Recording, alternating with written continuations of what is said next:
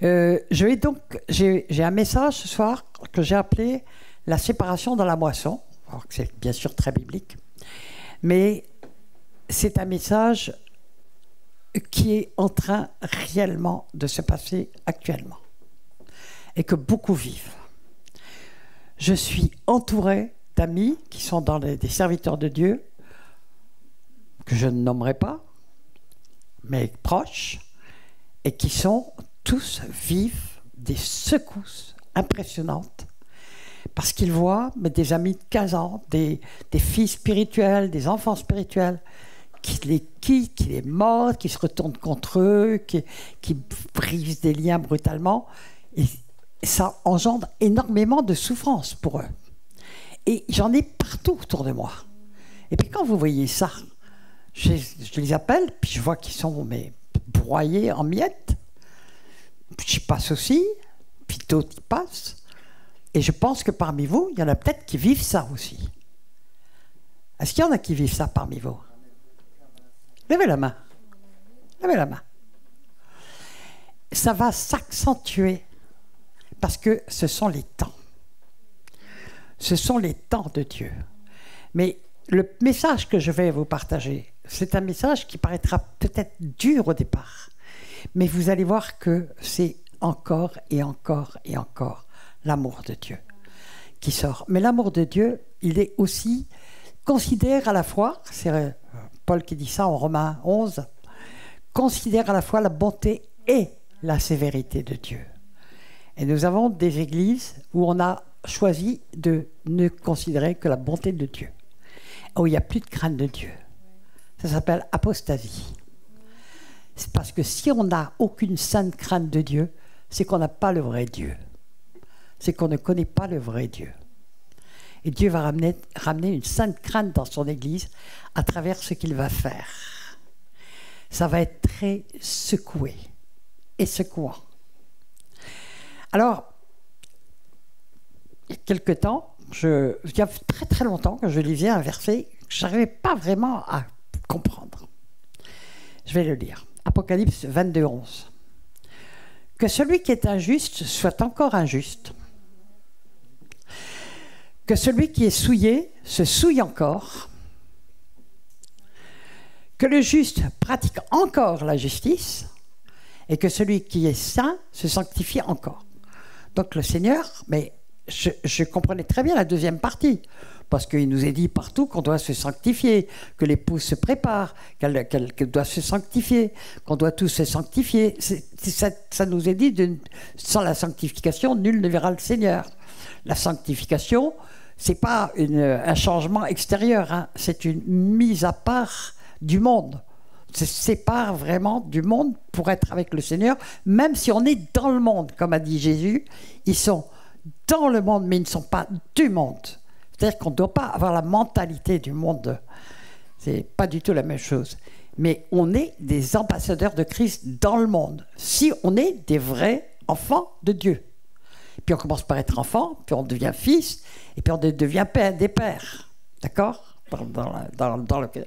Et on n'arrête jamais, en fait. On n'arrête jamais, jamais, jamais, jamais dans notre marche avec le Seigneur d'être transformé, parce que le Seigneur, il a deux plans.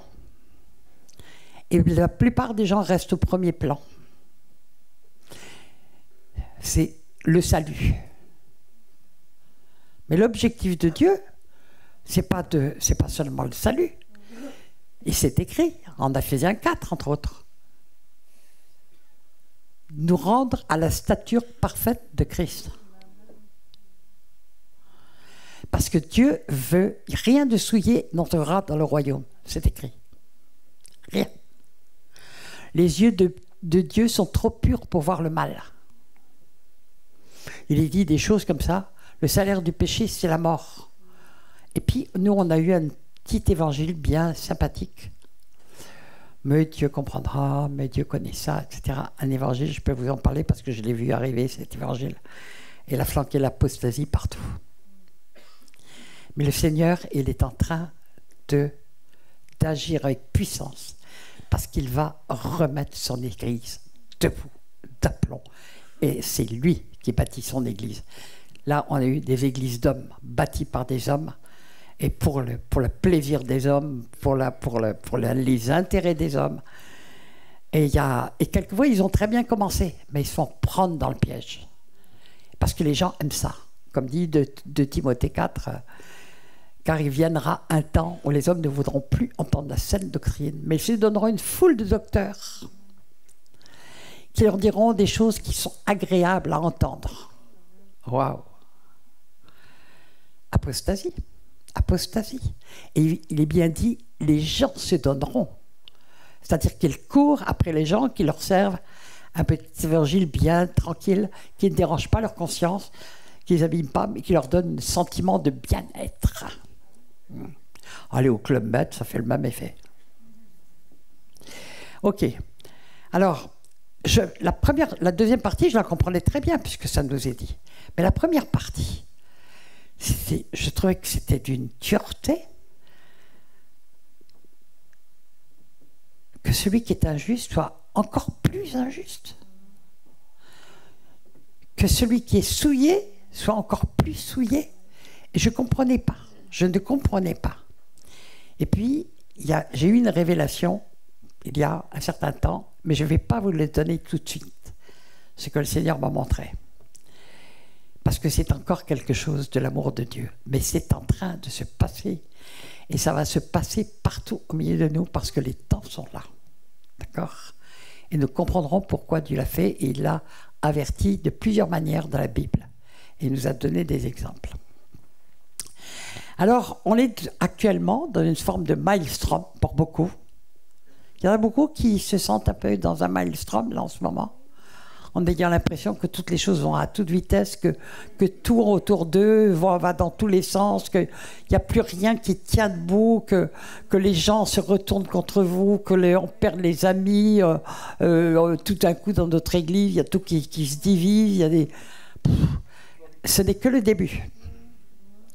Mais ça va très très vite maintenant. Vous savez, il est écrit que le jugement commence par la maison de Dieu.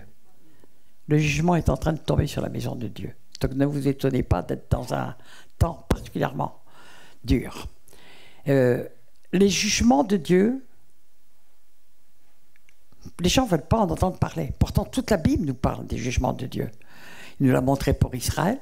Dieu a exercé des jugements terribles sur Israël. Et Israël, c'est un peuple témoin. Dieu n'a pas changé. Dieu est le même hier, aujourd'hui et éternellement. Ce qui s'est passé, ce qui a été sera, ce qui a déjà été, et Dieu ramène ce qui est passé. Donc, c'est dans Ecclésiaste 3,15. Donc, quand vous lisez la Bible, quand vous voyez les choses de l'Ancien Testament, et Dieu merci, on a des enseignants comme Philippe et autres qui nous montrent justement que tout ça est complètement présent. Et Walid aussi nous montre que tout ça, c'est toujours la même chose, qu'on retrouve tout le temps les mêmes archétypes de comportements, de situations, on les retrouve. Et aujourd'hui, la seule différence, c'est que maintenant, ça va atteindre le monde entier pour certaines choses. Et on sait ce que va devenir le monde dans les temps qui arrivent. Ça va être terrible. Mais ça a déjà commencé. Quand on voit la dégringolade morale qu'il y a eu dans les 50 dernières années, bon, moi j'ai vécu quand même, j'ai fait une grande partie du siècle, hein, et un bout de ce siècle quand même aussi. Donc j'ai vu le changement, il est impressionnant. Mais tout est inversé. Le mal est appelé bien, le bien est appelé mal, comme c'est écrit dans la Bible, comme c'était annoncé par Isaïe. C'est impressionnant. Moi, je pourrais vous raconter plein de choses qui, quand j'étais jeune, étaient considérées comme criminelles et passibles des tribunaux, et qui, aujourd'hui, si vous dites le contraire, par exemple l'avortement, si vous dites le contraire, aujourd'hui, c'est vous qui pouvez aller dans un tribunal. C'est impressionnant. Toute une inversion totale de toutes les valeurs. Bon, je ne vais pas trop en parler, mais il se trouve que j'ai fait mai 68, j'ai vécu ça. J'ai passé les 7 semaines que ça a duré. J'étais tout le temps, comme j'avais une carte de journaliste, que j'avais un nom très connu, que là, j'arrivais à être à la fois dans les comités secrets de la Sorbonne, au milieu des CRS, partout. En tout cas, j'ai vécu ça comme un grand changement magnifique. Et il a fallu que je me convertisse pour que le Seigneur me montre la cataclysme qui était arrivé et qui a renversé tous les fondements judéo-chrétiens, qui avait fait la grandeur de la France. Et maintenant, la France est en train de s'écrouler sous nos yeux. Car tout s'écroule. Tous les systèmes régaliens, ce qu'on appelle les systèmes régaliens, sont en train de s'écrouler. Et c'est volontaire. Je ne vais pas revenir là-dessus parce que j'en ai parlé. Mais, qu'est-ce qui est écrit? Jésus a dit, les hommes méchants avanceront toujours plus dans le mal. C'est la cruauté, la méchanceté, la violence atteignent des paroxysmes. Chaque année, on dit mais on est arrivé au maximum, et puis l'année suivante, c'est encore pire, et l'année suivante, encore pire, et l'année suivante. Ceux qui ont suivi ça depuis ne serait-ce que les 10 dernières années, c'est absolument affolant. Affolant. Affolant. On se demande, on se dit, mais ça va aller jusqu'où, Seigneur? Ça va aller jusqu'où? Mais en fait, ça ne va pas continuer très longtemps. Le jugement arrive. Il n'y a pas longtemps, c'est un prophète qui est un de mes amis, mais qui est extrêmement connu, mondialement même. Il m'a dit, Michel, en France, avant la fin de 2024, il y aura un écroulement absolu. Je ne sais pas si vous vous rendez compte, il reste 2 mois. Mais on le sent arriver, hein. On le sent arriver. D'accord? Mais dans l'Église, le jugement commence par la maison de Dieu. Donc le jugement arrive sur le monde. Les jugements vont arriver sur les nations. Mais ça veut dire que le jugement, il est déjà dans l'Église. Mais on ne s'en rend pas vraiment compte encore, mais il arrive. Il est là. Je vous parle gravement parce que nous verrons que nous avons des positions à prendre. Nous avons des positions à prendre. Et maintenant, il y a urgence. Je l'ai dit déjà hier, mais il y a urgence. On ne peut plus jouer. On ne peut plus jouer. On ne peut plus... C'est urgent. C'est urgent. D'accord? Alors, quand on voit certaines paroles de Jésus, on dit, mais il nous a parlé que d'amour, Jésus. Oui, mais de quel amour il nous a parlé? Vous savez, la parole de Dieu, elle est tranchante. Elle est tranchante. Hébreux 4, tranchante jusqu'à séparer âme et esprit, os et moelle. Elle, je ne sais plus quel est le terme, elle donne les pensées du cœur, etc. etc. Bon. Donc, la parole de Dieu apporte aussi des jugements. D'accord?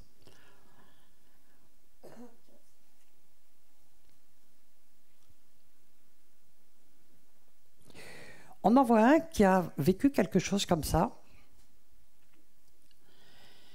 Et je vous assure que c'est totalement prophétique de ce qui va se passer dans l'Église. C'est l'histoire de Job. Dieu le met dans une épreuve, mais une épreuve qui va le transformer. Transformer. On sait quel est le Job. Il est dit que Dieu dit au départ, Job, il est juste. Mais à la fin, Job, il a complètement changé de dimension et il va dire, mes oreilles avaient entendu parler de toi, mais maintenant mes yeux t'ont vu. Et il va se repentir. Amen. Ce qui est très intéressant, c'est les amis de Job. Les amis de Job, ils n'ont rien compris et ils ont passé leur temps à juger Job. Et en fait, ils ont rajouté une couche énorme de méchanceté. Ils vont jusqu'à dire à un moment donné, mais tu n'as pas été puni comme tu le méritais. Sympa, hein, les amis? Eh bien, c'est exactement ce qui se passe actuellement dans l'Église. Tu es en train de te séparer. Depuis quelque temps, je reçois j'ai reçu en même temps, de plusieurs côtés, un message similaire que recevaient des amis prophètes ou d'autres personnes, des chrétiens qui m'envoyaient, et puis qui m'ont interpellé. On nous parle de la parabole des noces. Ah tiens, je viens de me souvenir du truc rigolo que je voulais vous dire.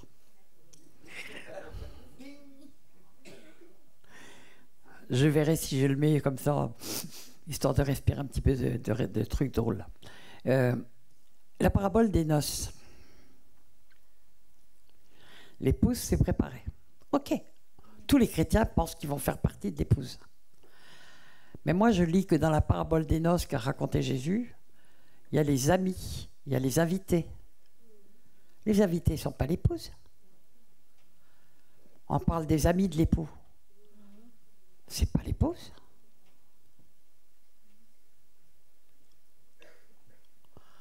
Est-ce que ceux-là vont régner avec Christ durant le millénium? Ils peuvent être sauvés, mais ils peuvent ne pas être du tout sur le trône. Avec Christ, c'est l'épouse qui est sur le trône. Un roi, son épouse a un trône aussi. Amen. Et tout le monde me parle de ça en ce moment. C'est comme si tout d'un coup, il y avait des yeux qui s'ouvraient en disant, mais où est-ce que fais partie des invités? Je suis peut-être d'ailleurs tout à fait en bout de table.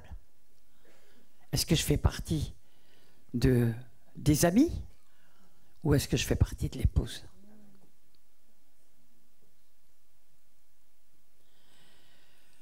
Je laisse ça à votre réflexion et je vous raconte juste une petite histoire qui m'arrive depuis quelque temps. Parce que tout d'un coup, il se fait réma dans ma tête, parce que moi, je papote avec mon papa céleste. Tous les matins, je prends un petit peu de temps là, pour papoter avec mon papa céleste. Je parle, vraiment, je parle beaucoup avec lui. Puis, il n'y a pas très longtemps, je lui ai dit, dis donc, Seigneur, il est écrit que tu auras une épouse sans tache ni ride. C'est écrit ni ride. T'as vu toutes les miennes? Je dis, alors Seigneur, il faut que tu m'enlèves toutes mes rides. Hein. Il faut que tu me rajeunisses. Parce que tu ne vas pas prendre une vieille de 83 ans. Alléluia. Non, c'est juste pour vous. Je m'amuse un peu avec mon papa. D'accord? Hein? Bah, il ne m'a pas encore répondu, mais tous les matins, je regarde dans la glace s'il s'en est occupé, quoi. Mais il y a le temps de Dieu pour tout. Alléluia. Non, mais je m'amuse, parce que je m'en fous royalement d'avoir des rides. Vous ne pouvez pas savoir à quel point ça... Je m'en fiche. Par contre, qu'il me rajeunisse pour que je puisse bosser pour lui, je suis d'accord, je suis preneuse. Et je racontais depuis très, très, très longtemps... Écoutez, je suis parti pour vous faire un message très grave, mais je sens que je vais quand même vous dire. Depuis très longtemps, quand je faisais des séminaires, souvent je disais, vous savez, il y a écrit dans Job que si quelqu'un trouve un ange intercesseur, sa peau redevient comme au premier âge. Et je disais, j'ai jamais entendu parler de ce miracle. Donc le Seigneur, tu peux commencer par moi. Puis il y a des gens qui ont commencé à me prophétiser que le Seigneur allait me rajeunir. Je prends, mais parce que j'ai encore du boulot. Moi, je veux voir la France debout. Voilà, ça c'est ça c'est mon cœur. J'ai envie de voir la France debout et redevenir ami d'Israël. Alléluia. Et ça va arriver parce que c'est écrit. On va voir ce qui est écrit en Matthieu 10, 34 parce que c'est ce qu'on est en train de vivre et on va dire mais c'est ça l'amour. Où est l'amour de Dieu dans ce qui est dit là? Parce qu'on est là et puis il y a des choses qu'on ne lit pas, qu'on ne veut pas lire, qu'on ne veut pas entendre. Et ça, c'est pas bon quand il y a des choses qu'on ne veut pas entendre. Matthieu 10, 34. Ne croyez pas que je sois venu apporter la paix sur terre. Je ne suis pas venu apporter la paix, mais l'épée. Car je suis venu mettre la division entre l'homme et son père, entre la fille et sa mère, entre la belle-fille et sa belle-mère, et l'homme aura pour ennemi les gens de sa maison. Bien étrange parole. Le Seigneur en même temps dit, c'est à l'amour que vous aurez les uns pour les autres qu'on vous reconnaîtra. Et puis on est là tous en train de s'appeler « Ah, cher frère, je t'aime de l'amour du Seigneur, etc., etc., etc. » Est-ce que c'est vrai? Est-ce que c'est pas vrai? L'apôtre Jean dit « N'aimez pas seulement en parole, mais en acte et en vérité. »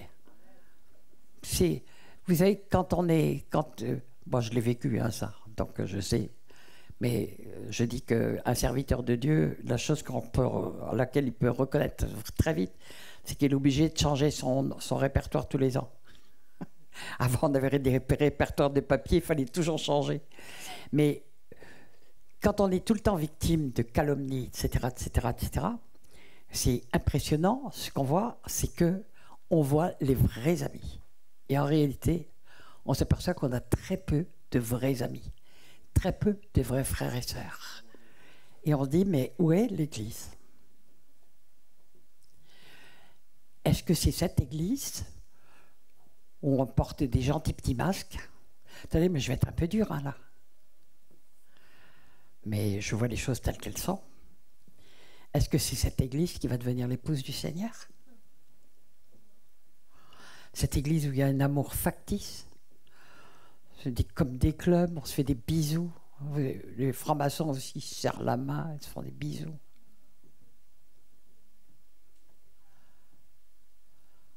Les gens sont, ouais, mais où est le véritable amour? Il existe, mais il est rare. Et nous, on donne de l'amour filié, puisque le mot, on a un problème en français, c'est que il y a 3 mots grecs qui sont traduits tous par amour. Hein, il y a agapé, filié et éros. L'amour agapé, c'est celui qui vient du cœur de Dieu. Romains 5,5. L'amour de Dieu, c'est le mot agapé. Vous avez été donné, vous avez été rempli de l'amour par le Saint-Esprit qui vous a été donné. Donc celui qui nous amène l'amour de Dieu et qui peut nous donner de l'amour de Dieu pour les autres, du véritable amour, de celui qui peut amener la guérison, de celui qui peut amener la délivrance, de celui qui peut amener les transformations des vies, de celui qui est vraiment, qui fait qu'on est des piliers pour les autres, ça ne vient pas de notre chair. Ça ne vient pas de nos efforts. Plus on est rempli du Saint-Esprit, plus cet amour vient. Je vais vous raconter quelque chose qui m'est arrivé tout début de mon ministère. J'étais vraiment, quand je suis arrivé, j'étais la rejetée des rejetés.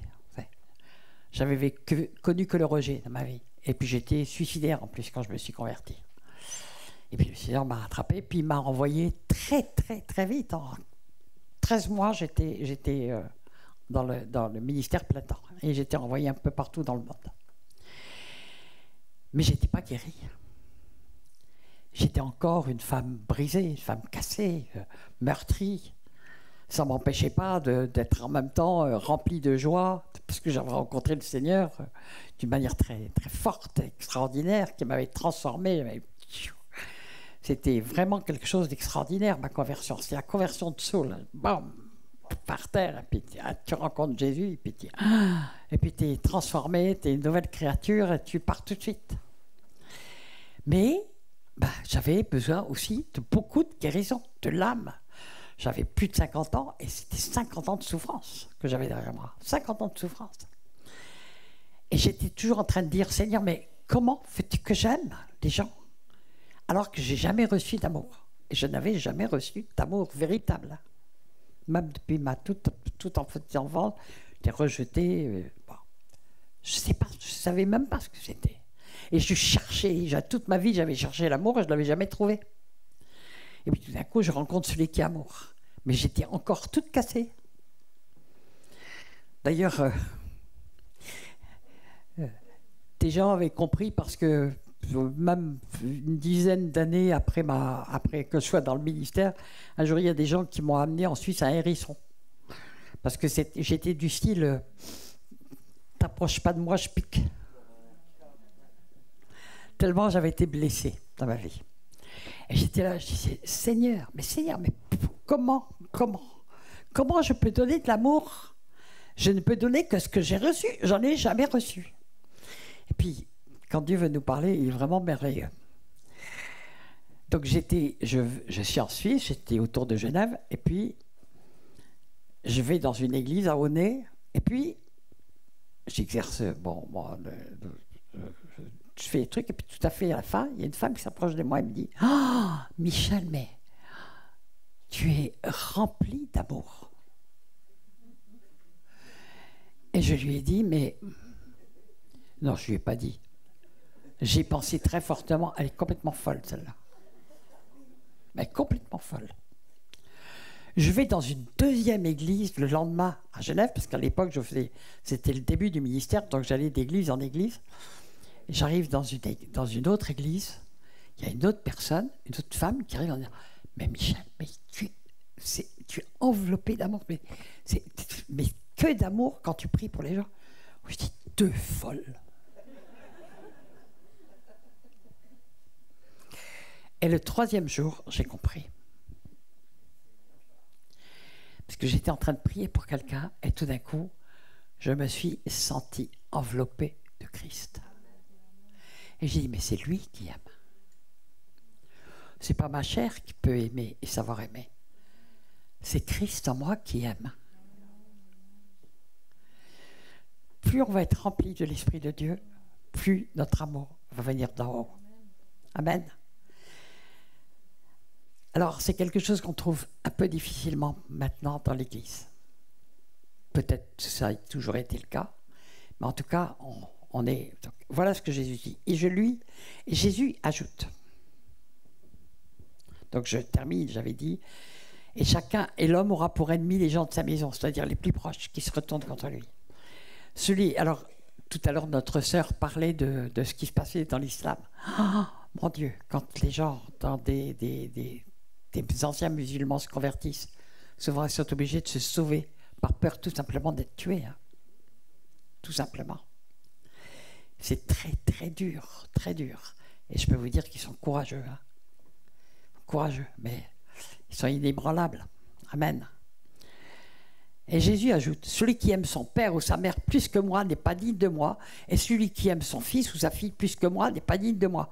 Mais Seigneur, mais qu'est-ce que tu me dis? Enfin, t'as dit qu'il fallait aimer. Oui, mais c'est plus que lui. Celui qui ne prend pas sa croix et ne me suit pas n'est pas digne de moi. Celui qui conservera sa vie la perdra. Et celui qui perdra sa vie à cause de moi la retrouvera. On est en plein dedans. Je peux vous garantir, on est vraiment en plein dedans. Nous allons devoir vraiment faire des choix qui nous amèneront peut-être à risquer de perdre notre vie. Ou la perdre. Ou la perdre. Tout simplement. En tout cas, on est loin de l'évangile du bisounours qu'on nous a servi dans nos églises depuis, je l'ai vu arriver depuis 20 ans, vraiment, en gros. L'évangile de l'hypergrâce, Dieu est bon, Dieu est bon, Dieu est bon, Dieu est bon. Oui, Dieu est bon. Mais la bonté de Dieu, c'est aussi une lame tranchante. Elle est sainte. C'est pas notre bonté à nous. Ça n'a rien à voir avec notre bonté à nous. Alors, je vais lire donc, en ce moment, c'est pour ça que Dieu est en train de mettre de la division. De la division, parce que la division éclaire.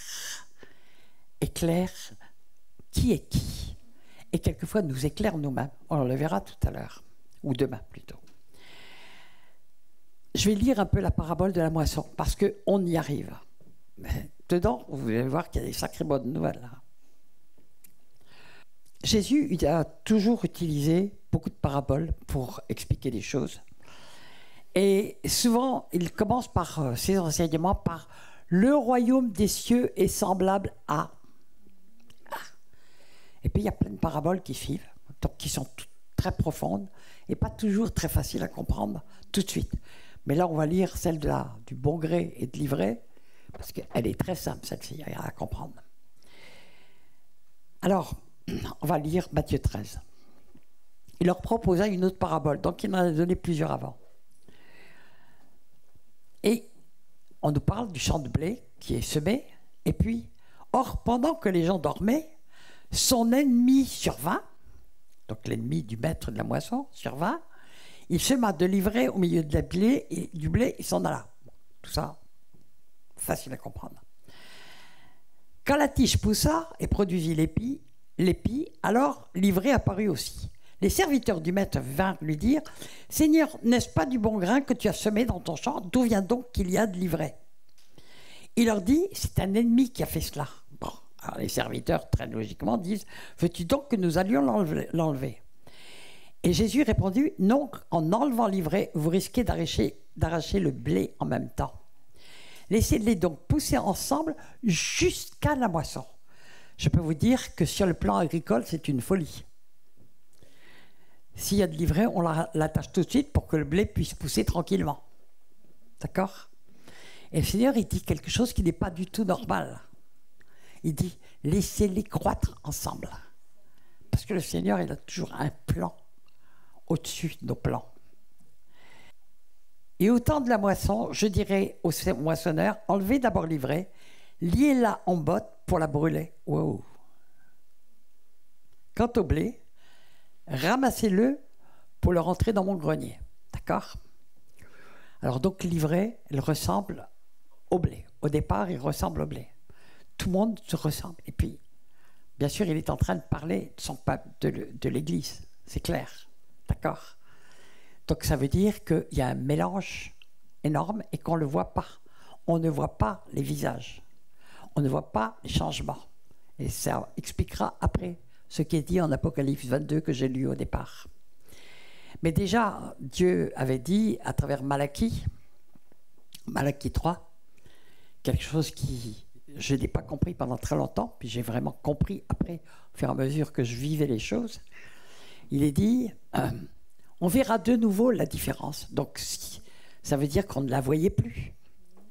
Entre ceux qui aiment Dieu et ceux qui ne l'aiment pas, entre ceux qui servent Dieu et ceux qui ne le servent pas.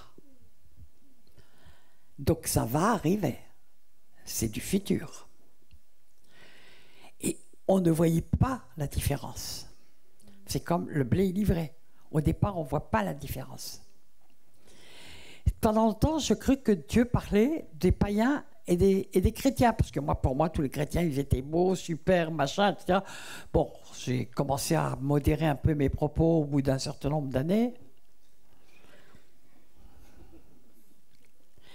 Mais je me souviens que Dieu les aime tous et de toute façon veut sauver le plus possible. D'accord? Ok.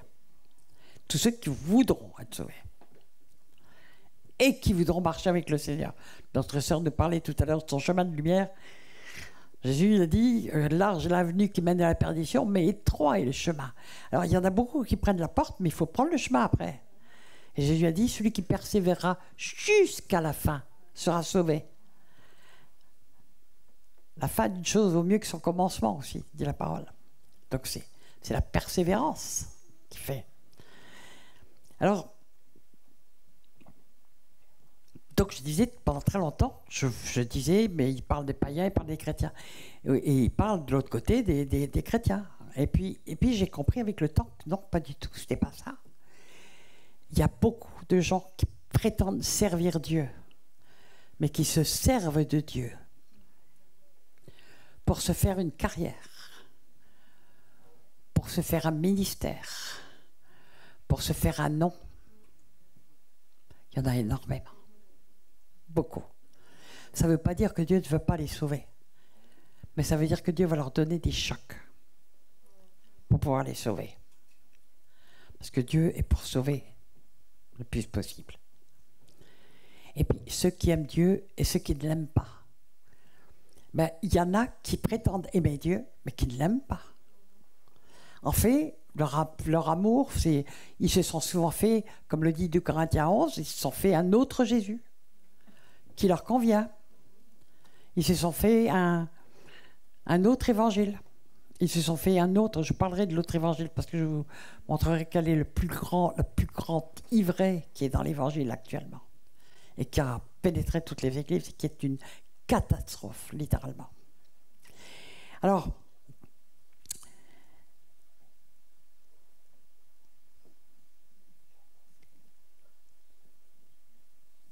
qu'est-ce qui fait la différence? Déjà, il y a eu de très très mauvais enseignements qui ont été diffusés dans les églises. Beaucoup, beaucoup, beaucoup de faux enseignements. Et ça continue.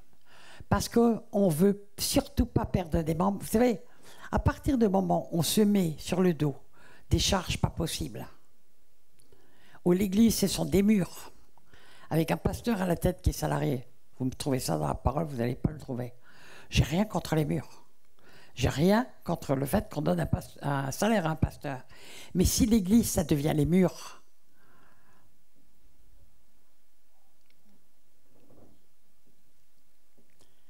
si l'église, ça devient le lieu de rassemblement, au lieu d'être l'ensemble des pierres vivantes qui composent une assemblée. Mais l'assemblée, quand on nous parle dans l'Apocalypse, on nous parle de l'église d'une ville entière à l'époque. Bon, c'était tous les chrétiens d'une ville. C'était pas l'église du pasteur un tel ou l'église du pasteur un tel. J'ai rien contre les pasteurs, mais on leur a donné une mission et un rôle qu'ils n'ont pas. Et ils sont pris eux-mêmes dans un piège terrible. Parce que ils ont tellement de charges sur le dos qui leur tombent dessus, qu'ils sont tout le temps, ils ont une peur panique de perdre des membres. Donc, si on ne veut pas perdre des membres, eh bien, on sert un gentil petit évangile qui dérange personne, dimanche après dimanche.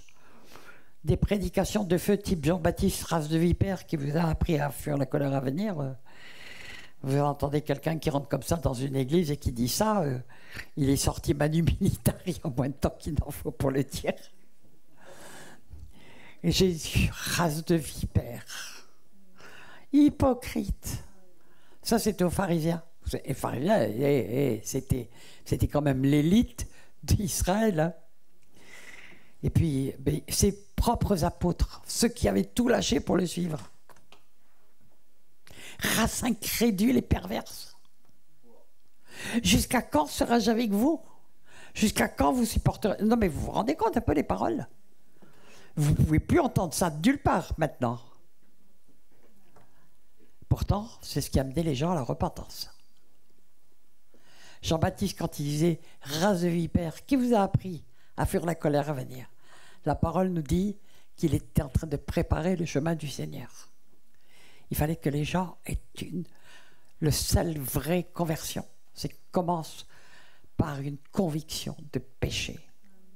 Parce qu'on voit vraiment la lumière. Et dans la lumière, on se voit tel qu'on est. Moi, Dieu m'a fait cette grâce. Et j'appelle ça une grâce. Une grâce extraordinaire. Je me suis vu tel que j'étais. Je me suis vu dans mon état de perdition. Et en même temps, j'ai compris l'œuvre de la croix. Et ma conversion a été radicale. Il est probable que plusieurs d'entre vous ont vécu ce type de conversion. Mais beaucoup n'ont pas vécu ce type de conversion. On leur a dit, viens Jésus, il t'aime. Ah ben oui. Viens Jésus, tu auras du chocolat. Non mais j'exagère à peine. Viens Jésus, tu auras une belle vie, tu vas voir, tu vas trouver la paix, tu auras plein d'amis, puis tu vas voir, tu vas te sortir de ta faillite, tu auras un beau travail, tu auras une... Mais vous avez vu cette évangélisation, vous, dans l'église? Vous savez ce que le Seigneur a promis à ses disciples? La mort. Ben oui, ben oui. Mort à toi-même, mort à ce monde. Et il a dit, s'ils ont persécuté le maître de la maison, ils vous en feront autant. Ils vous persécuteront. Ils vous tueront. Hein.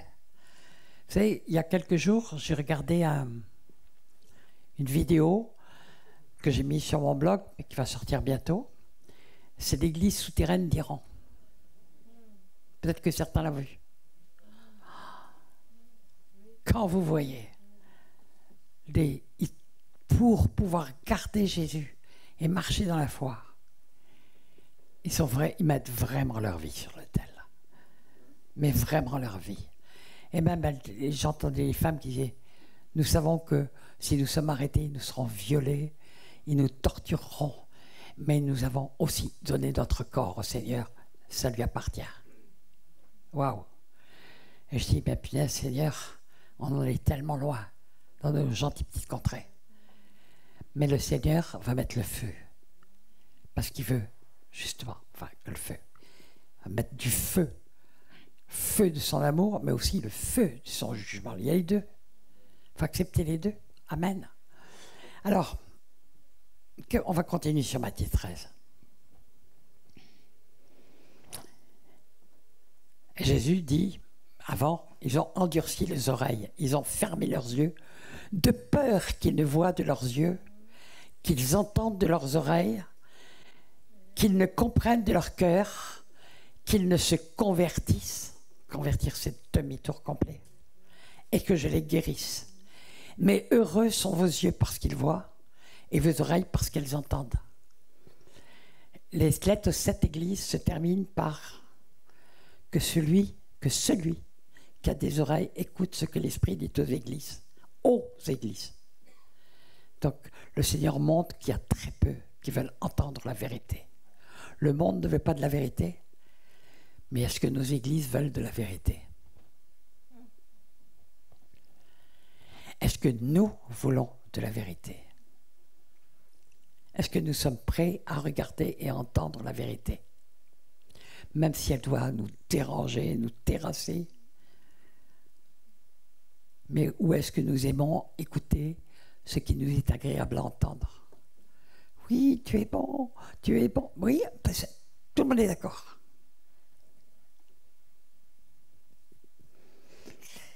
Mais je crois qu'il va falloir comprendre que Dieu est aussi 3 fois saint. 3 fois saint. Et que l'exigence de Dieu, nous on a mis la barre très bas.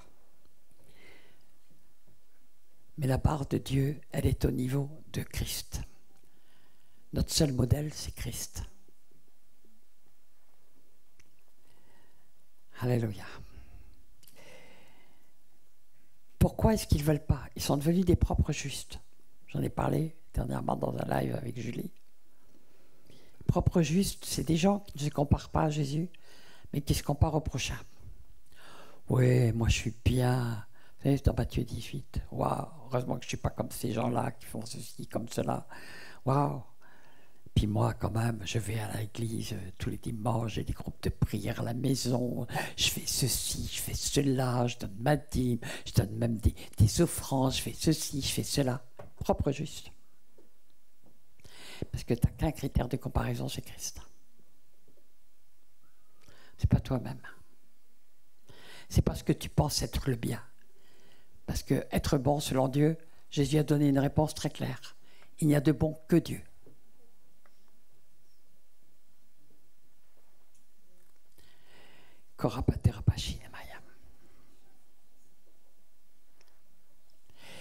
En 2008, il m'est arrivé quelque chose de terrible. J'ai raconté plusieurs fois, mais ça a bouleversé complètement mon ministère, ça a bouleversé ma vision. Parce que j'avais déjà commencé à faire mes propres séminaires un peu partout. À l'époque, je pouvais courir un petit peu dans les avions, dans les trains. Moi, je ne peux plus. Alors, je fais sur place, je fais venir les gens, c'est mieux. Mais je ne peux pas faire autrement. Et donc, c'était en 2008, je m'en souviens très bien, juillet. J'étais à Annecy. Et puis, on avait une réunion comme ça, où il y avait à peu près 80 personnes. Puis, pendant la louange, le Seigneur m'ouvre les yeux. Et je vois une rangée de cadavres. Pourtant, c'était tous des chrétiens engagés. Des chrétiens qui venaient pour passer une semaine de formation. Quelques vivants, mais peut-être 5, 6. Je vous assure, je n'ai pas cru ma vision. J'ai dit, j'ai eu une hallucination. J'ai dit, Seigneur, c'est pas possible. Mais j'ai entendu le Seigneur me dire, je vous cite, je connais tes œuvres, je sais que tu passes pour être vivant et que tu es mort. Sois vigilant, parce qu'il y a une espérance, et affermis le reste qui est près de mourir, car je n'ai pas trouvé tes œuvres parfaites devant mon Dieu. L'épouse, elle fait des œuvres parfaites. Sa robe est faite des œuvres parfaites, préparées d'avance par le Seigneur.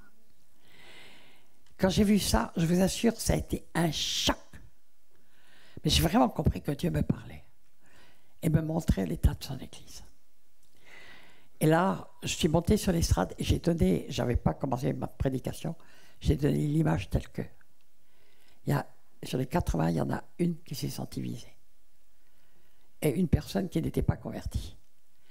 Tous les autres étaient convaincus d'être sauvés.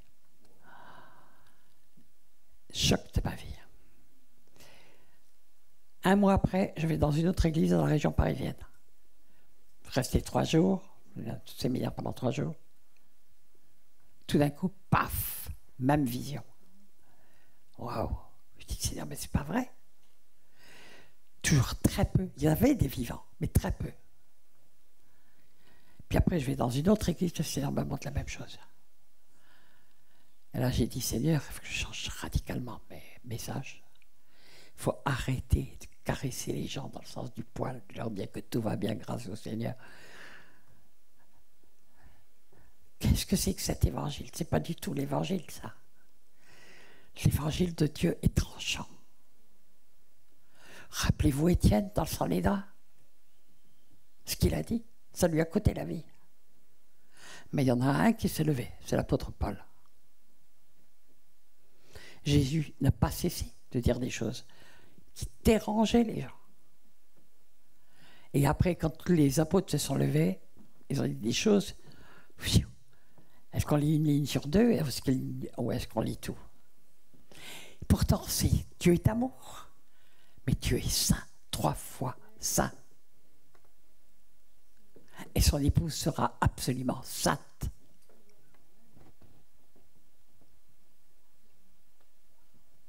Vous savez qu'il y a des places dans le ciel, comme il y a des places en enfer.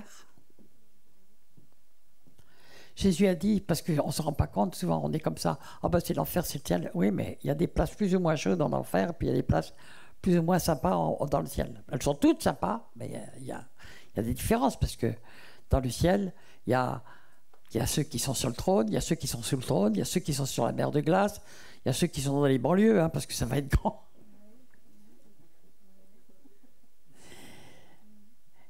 En enfer, c'est pareil, parce que qu'est-ce que Jésus a dit? Et toi, Jorazine et Bethsaïda, c'est les miracles qui avaient été faits au milieu de toi.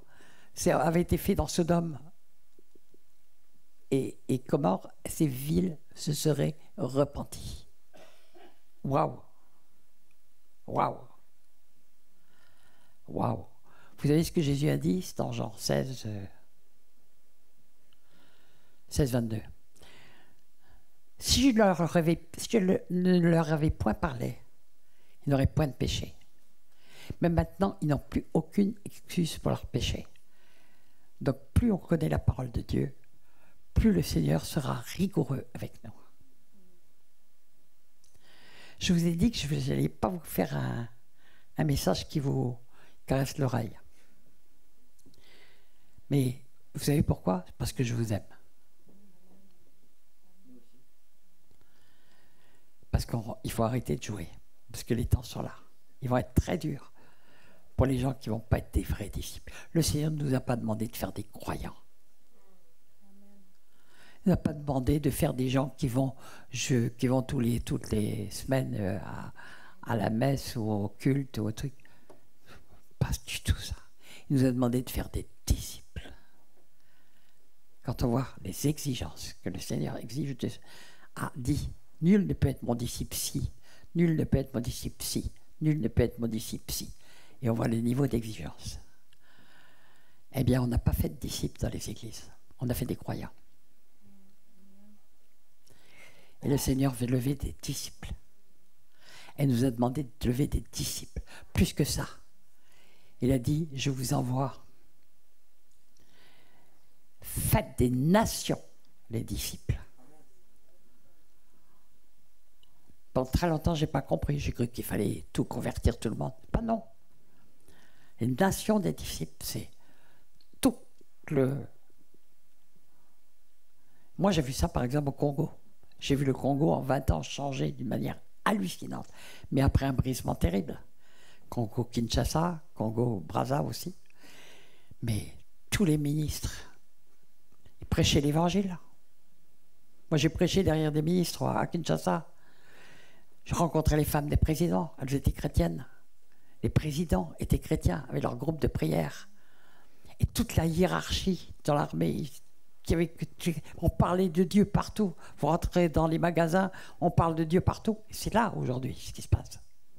Ça ne veut pas dire que tout le Congo est... C'est plein de sorciers aussi. Mais ce sont là, les gens voient vraiment le choix. Ils font le choix. C'est ou les ténèbres ou la lumière. Et quand c'est la tête qui est touchée, eh bien, c'est petit à petit tout le corps qui va commencer à être touché. Et ça redescend. Donc c'est même un ordre. Faites de toutes les nations des disciples et enseignez-leur ce que je vous ai prescrit. Est-ce que l'Église a fait cette œuvre? Jésus a dit, vous êtes le sel de la terre. Vous savez ce que le sel fait? Il empêche la corruption. Quand on voit la corruption qu'il y a partout maintenant, est-ce que vous croyez que l'Église a accompli son mandat? Pas du tout. Il a dit, vous êtes la lumière du monde. Vous croyez que c'est l'Église qui est la lumière actuellement? Elle se camoufle, elle se tait, elle se cache. Par peur des représailles, par peur des problèmes, pourvu qu'ils nous fichent la paix. Je vous le dis, on n'a pas fait des disciples. On a fait des tièdes. Et c'est parce que je vous aime que je vous parle comme ça. Parce qu'il n'y a plus de temps. Il n'y a plus de temps.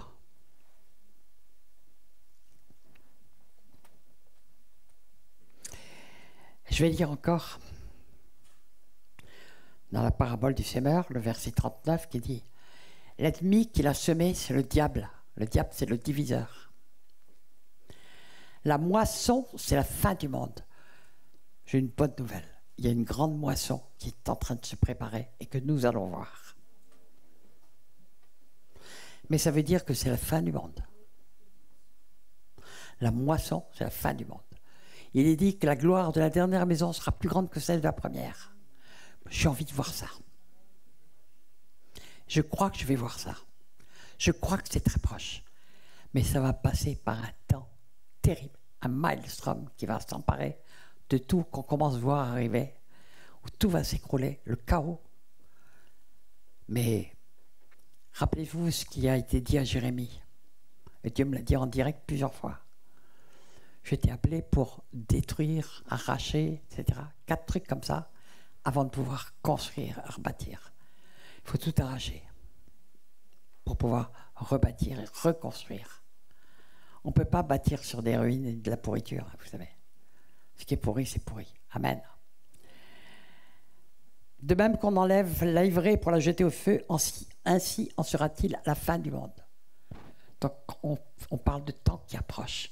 Qui sent qu'on arrive dans les temps de la fin? Il faut être fou pour ne pas le sentir. Pas sentir que ça va à toute vitesse et que Dieu avait dit « je hâterai les choses en leur temps », mais on a l'impression d'être tourbillon maintenant. Tellement ça va vite. Amen. Alors, il y a à la fois, on va voir les deux choses enfin, le pire, le plus douloureux et le meilleur. Et le plus grand, ce que tous les chrétiens ont attendu de tous les temps. On va voir une gloire plus grande que la première. Quand on voit ce qui s'est passé dans la première maison, waouh! Waouh! Mais l'Église, à la fin des temps, sera composée de disciples qui auront vraiment l'amour les uns des autres. Et c'est à cela qu'on les reconnaîtra. Que le monde pourra dire, mais ils ont quelque chose qu'on n'a pas. Ils ont la vie qu'on n'a pas. Ils ont l'amour qu'on ne connaît pas. Parce que qui est l'on? C'est à l'amour que vous aurez les uns les autres que l'on vous reconnaîtra. Est-ce qu'aujourd'hui les gens disent « Ah ça, c'est vraiment des chrétiens ».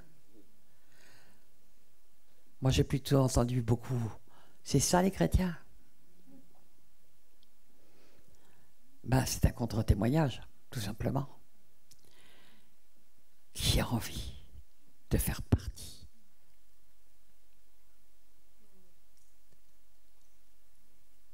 de ce temps où on va voir la gloire de Dieu.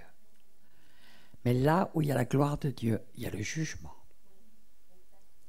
J'ai entendu ça pour la première fois de ma vie, justement à Kinshasa.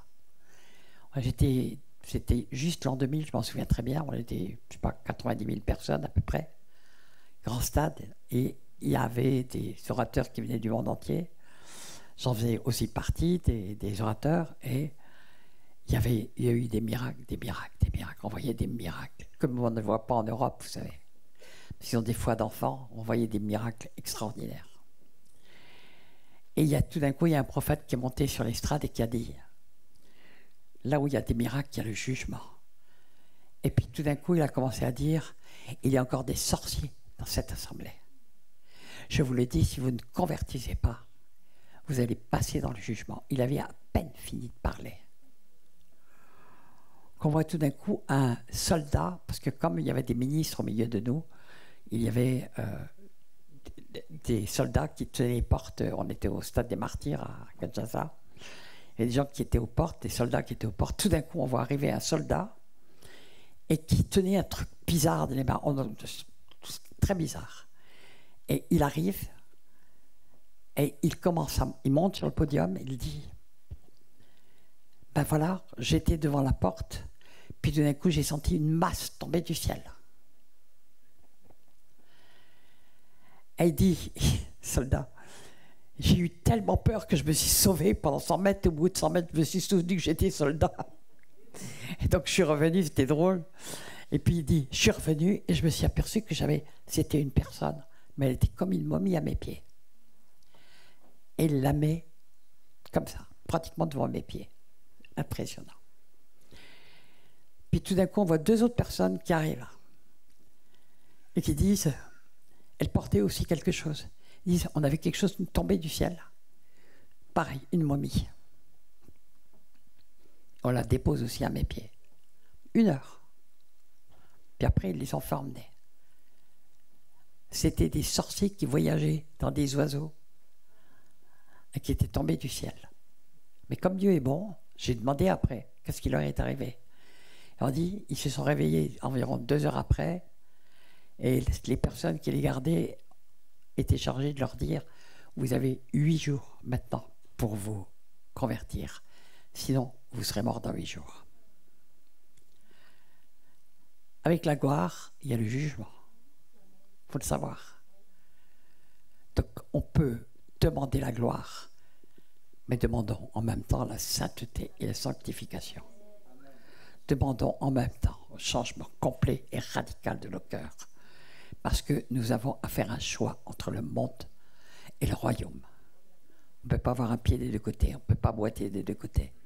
Ou on est dans le royaume, ou on est dans le monde. Si on est dans le royaume, on est dans le monde, mais on n'est pas du monde. On est assis dans les lieux célestes avec Christ, c'est écrit.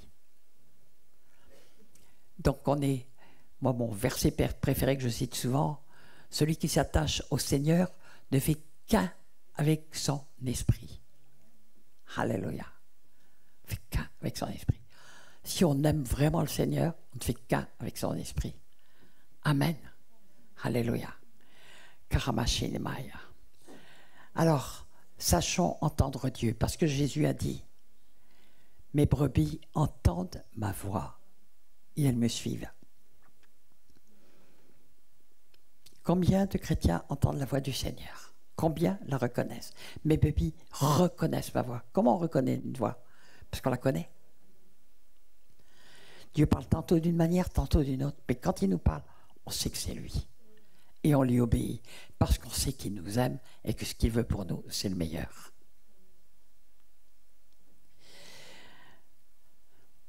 On a présenté un Jésus copain, gentil, humanisme, j'en reparlerai de ça parce que c'est un cataclysme épouvantable dans l'Église. Ça. On a donné un évangile complètement édulcoré aux gens, relatif, on l'a relativisé. Dans toutes les églises, hein, je n'en cite aucune, toutes les églises, évangéliques, baptistes, ADD, on a relativisé la parole de Dieu pour ne pas déranger les gens. Parce que les gens voulaient un évangile tranquille, facile, et qui leur fasse du bien aux oreilles. Moi, j'aime bien quand le Seigneur a une épée qui me tranche le cœur. Parce qu'il me... Et je sais qu'il en sort quelque chose d'autre. Il ne faut pas avoir peur. Pas avoir peur. Quand le Seigneur fait une œuvre, ça peut faire très mal, Mais une fois qu'il est passé, ben, il nous a transformés. Puis après on dit « Oui, Seigneur, ça va, maintenant je suis parfait. » Paf 3 mois plus tard, ça recommence. C'est une cadence un peu plus rapide. Il dit « Tu es peut-être bien à tes yeux, mais moi je te dis qu'à mes yeux, j'ai mieux à faire. » Mais il faut l'accepter. Il ne faut pas le fuir. Il ne faut pas dire toujours comme Adam « Ah, c'est le diable. » Bah, le diable, vous savez que c'est un serviteur de Dieu, le diable? Ah, je vais choquer vos oreilles. Mais il est vaincu. Même du temps de Job, il devait demander la permission à Dieu pour embêter Job. Qu'est-ce que vous croyez? Vous croyez qu'il fait ce qu'il veut, le diable? Il ne fait que les droits qu'on lui ouvre et que lui donne la parole de Dieu. Et qu'il le veuille ou pas, il était obligé d'être serviteur de Dieu. Il y a un truc très intéressant qui est dans... Je n'ai plus les références là dans la tête, mais je crois que c'est une fois dans Chronique et une fois dans... Enfin, 2 passages. Il y a une fois dans Chronique et une fois dans... Samuel, je ne sais plus. Où il est dit, la colère de Dieu incita David à faire le dénombrement. Et dans l'autre passage, totalement parallèle, c'est Satan incita David à faire le dénombrement. Amen. Satan est un instrument de la colère de Dieu. Alors, c'est pas la peine de mettre tout le temps sur le dos de Satan, hein, parce qu'il n'a de droit que ce qu'on lui ouvre. Ça ne veut pas dire qu'on ne doit pas chasser, ça ne veut pas dire qu'on ne doit pas délivrer les captifs, ça ne doit pas dire... Moi, j'ai entendu le message de Walid ce matin, je me suis régalé. Hein. J'ai dit, oh là là, il m'ouvre une toute autre dimension là. Sur le combat spirituel, je croyais tout savoir. Ben non, vous savez, Dieu, il révèle à l'un, il révèle à l'autre, et puis il permet qu'on s'enseigne les uns les autres. Hein. Amen. Alors, je rappelle 2 Corinthiens 11,4. On nous a commencé par nous parler de la séduction que Satan exerçait sur Ève, de la ruse de Satan. Il est rusé. 2 Corinthiens 11,4. Car si quelqu'un vient vous prêcher un autre Jésus que celui que nous avons prêché, je crois que c'est Walid qui l'a cité ce matin, ça. Comment? C'est Paul qui parle à ses disciples, à des disciples de Christ, et à ceux à qui il a porté la parole. Et il leur dit, si quelqu'un vient vous prêcher un autre Jésus que celui que nous vous avons prêché, on peut avoir un autre Jésus? Oui. C'est pour ça que la parole nous dit à 3 reprises, dont dans Pierre, dans Jean, dans l'Apocalypse, le véritable. Il y a un véritable Jésus. Et rappelons-nous que Jean, quand il rencontre Jésus, en Jean 1, il tombe au sol. Il croyait le connaître. Et puis tout d'un coup, il est devant le véritable. Et il tombe au sol. Il ne peut pas tenir debout. Et il l'entend parler. Et il l'entend parler. Et puis, il va après développer les lettres de cette église et la présentation de Jésus. Il entend parler et il dit, je suis le premier et le dernier, le tout-puissant. Ah. On n'est plus dans le petit Jésus ou dans le Jésus copain. On est face au tout-puissant. Waouh. Il fait qu'un avec le Père. Vous savez, il n'y a qu'un trône dans le ciel. Alors il est dit quelquefois que Jésus est à la droite de Dieu, mais quelquefois qu'il est au milieu du trône. Comprenons les réalités spirituelles. Jésus, homme. On fait souvent un mélange entre Jésus, homme, et lui-même, il est dit, Paul a dit, il n'y a qu'un seul intermédiaire entre Dieu et les hommes, Jésus, homme. Il s'est fait homme. Il s'est dépouillé de sa stature divine. Mais il n'y a qu'un Dieu, il n'y a qu'un Seigneur, il n'y a qu'un éternel, il n'y a qu'un créateur. On a servi pas un vrai Jésus, la plupart du temps dans les églises. Donc nous aurons besoin de le rencontrer. Et quand on le rencontre, j'aimais beaucoup le témoignage de notre sœur tout à l'heure. Elle dit, je l'ai rencontré. Si j'ai posé la question ici, qui a rencontré Jésus? Vraiment rencontré? Qui s'est trouvé devant lui?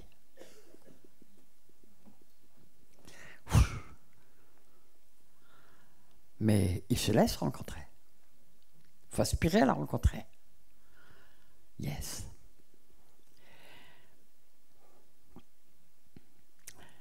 Je continue avec 2 Corinthiens 11:4. Ou si vous recevez un autre esprit que vous avez, celui que vous avez reçu. Ils ont reçu le Saint-Esprit. Dieu ne révoque pas ses dons. Ils parlent en langue. Ils ont reçu des dons spirituels. Et pourtant, ils reçoivent un autre esprit. Waouh! Et vous avez... David disait, ne me retire pas ton Saint-Esprit, après qu'il ait péché gravement, dans le psaume 51. Mais il est dit aussi dans l'Apocalypse, je retirerai le chandelier de sa place, si tu ne te repens pas. Ça représente le Saint-Esprit. On peut le perdre. Si on reçoit un autre esprit, ça nous rappelle le temple d'Ézéchiel. Il y a l'Esprit de Dieu est là, la gloire de Dieu est encore sur l'autel, pourtant il y a plein de saleté en arrière, dans les coulisses. Et on voit le Saint-Esprit qui s'en va comme un regret, mais petit bout par petit bout. Il passe du Saint des Saints au Saint, puis au Parvis, et puis il part.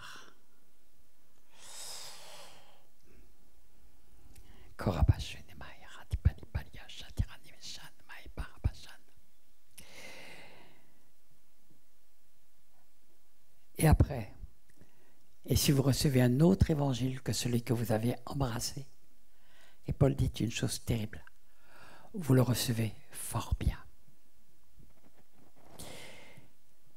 Ouais. Nos églises, je le vois, je le sens, le Seigneur me l'a montré à travers ses visions. On a servi souvent un autre Jésus. Beaucoup ont reçu le Saint-Esprit, mais on peut recevoir un autre esprit. Parce qu'on a embrassé un autre évangile. Parce qu'on a choisi un évangile facile. Alors que l'évangile, c'est un feu, c'est une épée qui tranche.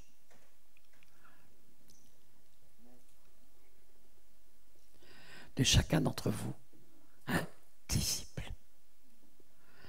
Et ça, c'est quelque chose qui vient de l'amour de Dieu.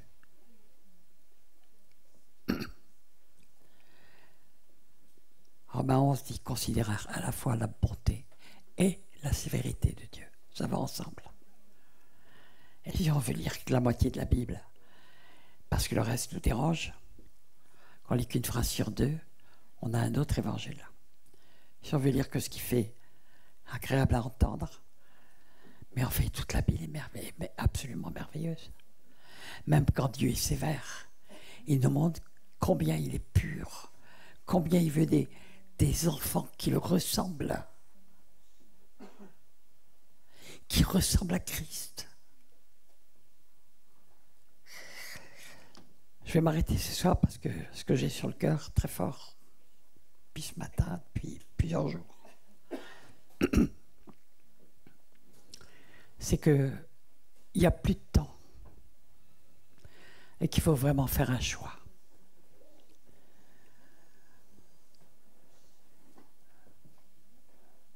N'acceptez pas une grâce facile. La grâce est gratuite, mais elle coûte tout. Elle coûte notre propre vie. Elle coûte souvent nos ambitions. Ça ne veut pas dire que vous allez vous arrêter de travailler le lendemain, que vous n'avez pas des projets formidables. Ça n'a rien à voir. Mais si ce sont les projets de Dieu, vous verrez des choses magnifiques. Vous verrez les portes s'ouvrir, vous verrez comment le Seigneur va vous soutenir. Mais si c'est des projets qui vous plaisent, qui sont comme ça, des ambitions personnelles qui font partie de ce monde, vous êtes le plus malheureux des hommes.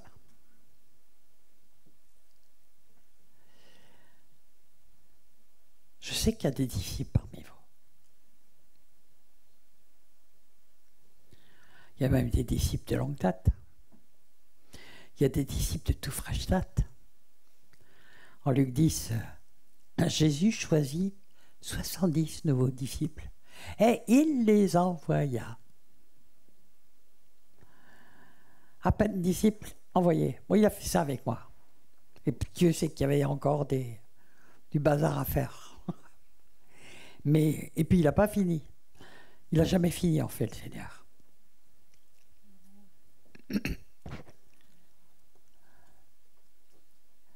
Il n'y a que Dieu qui connaît vos cœurs. Mais vous savez, si vous êtes des disciples, à vos fruits. Est-ce que vous avez l'amour du Seigneur répandu dans votre cœur, au point que cet amour transforme les gens que vous rencontrez et qu'on vous reconnaît à votre amour? Je ne parle pas d'amour factice parce que les païens reconnaissent tout de suite l'amour factice. Tout de suite.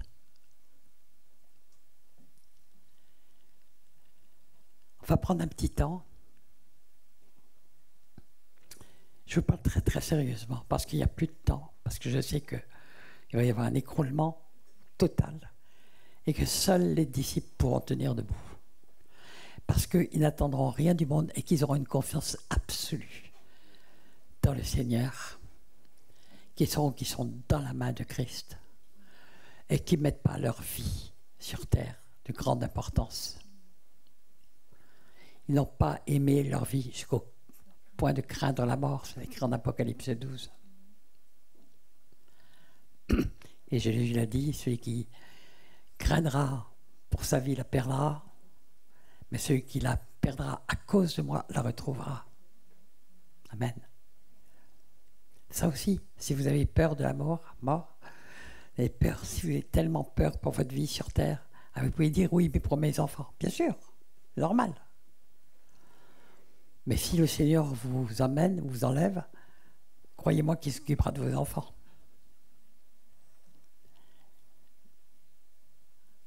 Et que de toute façon, vous les retrouverez dans le millénium. Vous le savez, ça? Parce que le Seigneur a dit qu'il nous sauverait, nous et notre famille. Amen. Puisqu'il l'a dit, il le fait.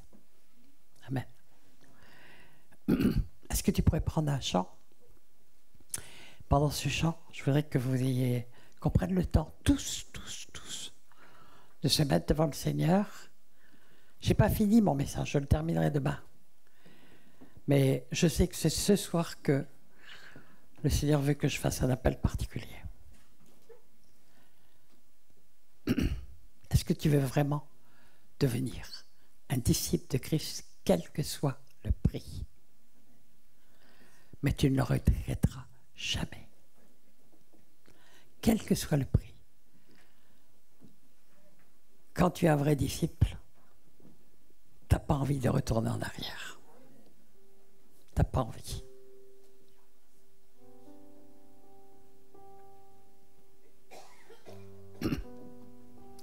C'est pas une décision qu'on prend comme ça et après qu'on ne tient pas dans un engagement. Car si vous prenez une décision sans en avoir la conviction absolue et qu'après vous retombez, vous vous endurcirez. Et il est possible qu'on puisse plus vous amener à la repentance, comme le dit Hébreux 10. Hébreux 6, pardon.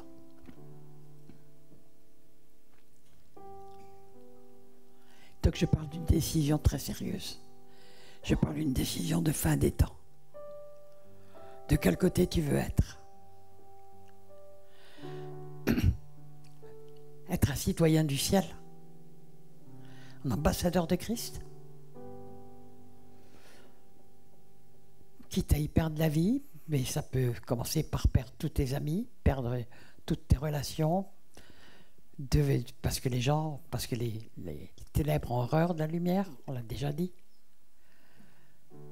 La lumière est venue dans le monde, mais les ténèbres ne l'ont point reçue. On dérange quand on est des lumières. On dérange un monde qui est en train de se couvrir de ténèbres. Mais c'est un choix qui appartient à chacun de nous, et à chacun de nous seuls. Et ça doit être un choix, mais vraiment définitif. Et c'est le Seigneur qui vous transformera. C'est lui qui vous transformera, esprit, âme et corps. C'est écrit en 1 Thessaloniciens 5. C'est Dieu qui le fera. Parce qu'on est bien incapable de nous transformer nous-mêmes. Sinon, c'est de la religion. On ne transforme que l'apparence, d'ailleurs. Mais il faut vraiment décider de mourir à soi pour devenir des enfants de Dieu. Il n'y a que le Seigneur qui peut le faire. Mais nous, il faut le vouloir. Il faut le vouloir. Ça ne veut pas dire qu'il n'y aura pas de nettoyage. Quand Jésus a appelé ses disciples, il a dit « Toi, suis-moi. Toi, suis-moi. » Ils l'ont suivi. Pourtant, il n'y en avait aucun à la croix, il n'y en avait aucun au tombeau, il n'y en avait aucun...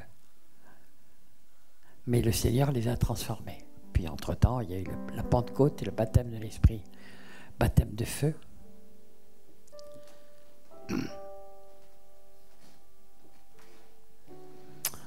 On va prendre un petit temps pour prier, parce que si vous le souhaitez, vraiment, je vous assure, je dis bien vraiment, je préfère que vous attendiez 10 jours et que ce soit chez vous que vous disiez « Seigneur, maintenant je prends ma décision ». Même 1 mois, ou que ce soit des événements qui précipitent. C'est pas des choses... Peut-être que vous avez la conviction que vous êtes un disciple. Mais demandez à Seigneur, lui, ce qu'il en pense. Seigneur, montre-moi. Il me semble que je suis un super chrétien. Tout le monde le dit. Oui, mais qu'est-ce que Dieu dit de toi?